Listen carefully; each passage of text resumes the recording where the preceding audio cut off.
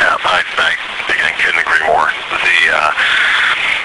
You touched on actually kind of a critical issue as well. Now, this is the position of the market research space. We are a highly commoditized industry at this point, and some would disagree with me on that, and I'll welcome that debate. But I think that we're dealing with we're dealing with mid-level managers most of the time within these organizations, and we're run through sourcing departments, so we're treated just like any other type of vendor. Our greatest competitors at this point are the consulting agencies, and that's not how they do business. McKinsey doesn't run through a sourcing department. McKinsey's engaging with the CMO. They're talking to them directly. The Deloittes of the world, the McKinseys, et cetera, et cetera. That's who we need to model ourselves after. And that's going to be a difficult transition to make. But I think that it is critical that we start embracing that concept of being the purveyors of strategic insight consulting, not the purveyors of data. And certainly a piece of that is leveraging the tools that we have internally and what the assets, and that is that we do have lots of data, we do have lots of insight, and we have lots of experience. And how can we do that? There's actually a company here in the U.S. Called Iconic Culture that I've been really impressed with what they've done. I think they kind of started this trend a few years ago, that they are an insights-driven consultancy. That's how they position themselves. And they tout meta-analysis as their primary model. Now, their business model is not custom at all. So they're not really a competitor to the traditional market research space, but yet they're kind of an early pioneer of this idea that data is data, it doesn't matter where it comes from, and what they sell is insight. And they do that on kind of a subscription basis, but that's closer, I think, to where we're moving towards. Certainly, I think that's closer to where Join the Dots is positioning themselves as well. And I think that's the roadmap for long-term success. Yeah, I mean, I think an interesting one for us on that front, Lenny, has been what's gone on and what's happened within the sort of community space here in the UK. I'm not sure quite how it stacks up in the US. I mean, we do keep an eye on the likes of community space and stuff to some extent. I think what's happening with communities here is we're getting less of a situation, certainly with our brand, we're getting less of a situation where we're getting clients come to us now saying we want a community just because they think they should. Yeah, and I think it's more about we actually want an ongoing relationship with helpful fire alarm. I think we want an ongoing relationship, and it's back to this always on aspect. Yeah, we want to be able to tap into our consumers all the time. Yeah, and the tools that we use to do that are very, very flexible, as Paul knows. I mean, he works in this area, and this is his primary focus. Is we're getting more and more of a sort of a sort of portfolio of tools that they dip in and out of then, and they kind of trust us to use the right tool at the right time based on the need that they have. And it's a lot less rigid than the original sort of models that I've been brought up as a researcher, who's been in research for 16, 17 years. It's very flexible. The client's kind of leaving it to us, and that's getting a lot closer to that kind of consultative retainer type model.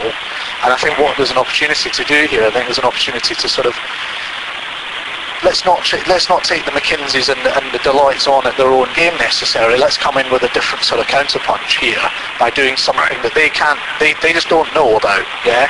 But we are getting to something that they don't get to because of it, and that's a tricky one because ultimately, it's that old thing. You don't get fired for using McKinsey, So we need to try and think about how we do that. But we are trying to come at it from a slightly different angle to have a fight in the same playground, if you like. But let's not try and take them on at their own game. Let's come up with some new constructs. Let's come up with some. I think one of the ways that research agencies go wrong is we don't have frameworks in the same way that some of these guys do in terms of frameworks of thinking. So say, I was talking to you about sort of consumer trend before. Well, I think every agency should have a way they view consumers as a whole, that the guys can hook into as a philosophy in general terms. Yeah, you need to review that periodically and on an ongoing basis, but it just helps everybody's kind of sort of structural focus, if you like, rather than we're built around, lots of agencies are built around what method you do in a department rather than how you think about things, So I think think you're absolutely right. I think we need to try and sort of take on some of these other guys. And interestingly, I think that it's becoming proliferated in terms of who these guys are. I mean, social media strategists and whatever else are now claiming they know what we do and they're better at it than us. And if we get caught as being, just saying, oh, we're great at providing data, they'll outflank us because they'll put an opinion on it. Absolutely. Well, that's the explosion in do-it-yourself software. I mean, they've absolutely exploited that, and you know what? From a business model standpoint, hats off to them. They found a weakness, and they exploited it and continue to. I agree that that's a whole other ball of wax, and we have competitors coming in from lots of different angles now than we ever had before. Not just the consultancies, but as you said, the social media consultancies themselves. This new crop of social media monitoring tools that are now embedding consulting pieces. Even watching the movements there with when Salesforce.com acquired Radian6, they said this is for insights.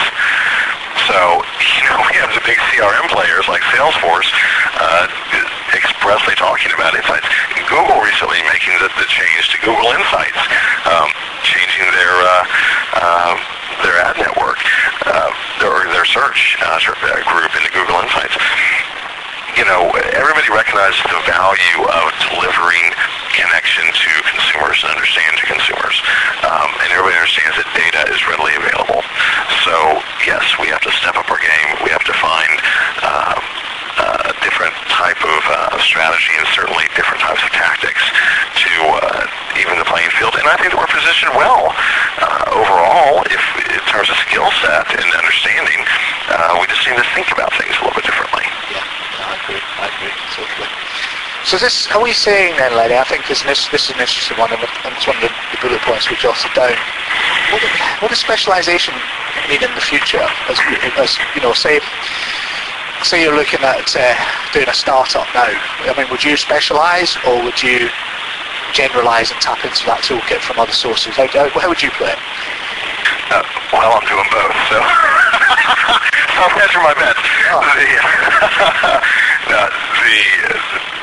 I do advise several startups and have been working on that process for quite some time. And it runs the gamut from being that agnostic approach of just taking the best tools in order to deliver the most valuable insights into very highly niche targeted offerings. There's value in both. I think the broader piece is for a startup is more challenging. I think it's an easier transition for a company like Virtual Surveys to become join the dots. That thinking is in your DNA, whether it was in your branding or not. So that's a different approach. For a new startup to come in and say, we're going to deliver all of these great, wonderful insights utilizing a variety of tools, I think is somewhat challenging from a competitive marketplace standpoint, from value proposition, because in order for that to really work, you also have to engage at the CMO level, or at least outside of just the research organization on the client side. There has to be a deeper level of engagement. So it can be a tough one. The niche office. I think we'll get a lot of. I think one of the things that will happen because of this, and sort of part of the reason for the question is, obviously we've taken a route here which is sort of said, look, you know what, we're not going to just put all our eggs into an online basket anymore. That was good for the 90s and all that sort of stuff, and late into the early 2000s. But that's not doing us any favours anymore. We don't do that anymore. We don't just do things online anymore, etc., etc. What I think will happen is that for organisations like ourselves, I can see a lot more sort of strategic partnering going on with people who do sort of say, well, look, actually, I'm going to focus on social media monitoring. I'm going to focus on ethnography. I'm going to focus on behavioural economics type techniques, or whatever it might be, such that organisations like us then to actually go and approach them.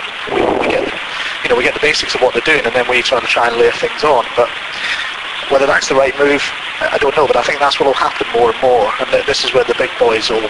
It'll be interesting to see how they carry on dealing with that. And I think in the past they've bought these organisations. Will they carry on buying them? How's that going to sort of? I don't know. They will. Sure they will. The Sir Martin just said he has $200 million set aside this year for acquisitions. Yeah. For small to mid-sized companies, I mean, that is how the big boys tend to fund innovation. Yeah, but is that going to be? I guess my thought is that going to be enough for them to change? Because I think in the past, for me, they've often sucked up these organisations, and then you've never heard about the real spirit of those organisations that they bought. A lot of that goes, and a lot of that sort of that overall vava-voom, if you like, has been sort of has been completely sort of deflated by the purchase. And I don't know. I mean, I think we'll get a lot more of these sort of young buck startups that will be really interesting to join up with and sort of tag along with some of the things that they're doing. I don't know. Yeah, no, I agree. I think that there is, we're in a period of almost boundless innovation. I mean, the nature of businesses is some of these companies will be gobbled up by the larger organizations, and they probably won't have a material impact in their overall positioning and DNA, but they're certainly at least incorporate some new tools and techniques. So that's certainly going to continue. Although I think there's also opportunities for a new area of consolidation that's not necessarily driven by the research companies. What's really interesting to me is two things. One, watching the agency space and what they are doing. So WPP is a great example, I think, that, yes, they own TNS and Kantar and God knows who else.